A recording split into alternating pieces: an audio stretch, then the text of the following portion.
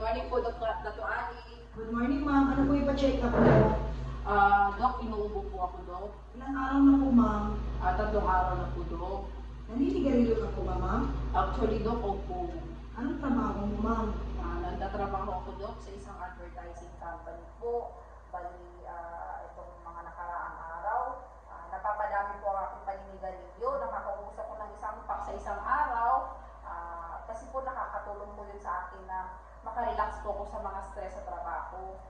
Ang may-advise ko sa iyo, Ma'am Helen, ay itigil mo yung paninigarilyo mo.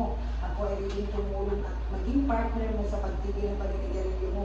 Ako po isang BTI provider. Opo, Dok. Kaya nga po, Dok, feeling ko, ang ubo ko lumalala po.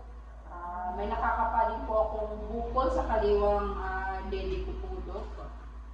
Actually, Dok, may kaibigan po ako si Fred. May kilala po siyang isang BTI provider.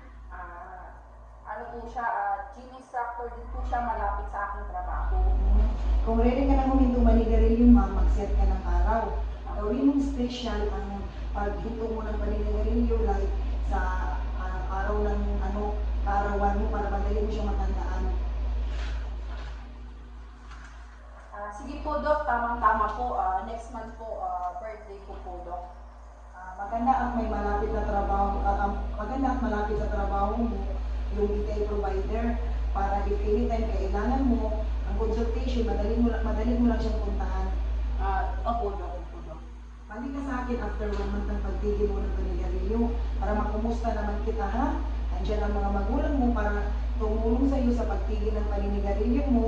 Si Fred, yung kaibigan mo, may kakilalang BTI provider, at least meron kang support person. Opo, Dok. Ito ang reseta mo sa ubo mo. Balik ka po, ma'am, after 1 month. Opo, Dok. Thank you, Dok. Thank you, welcome.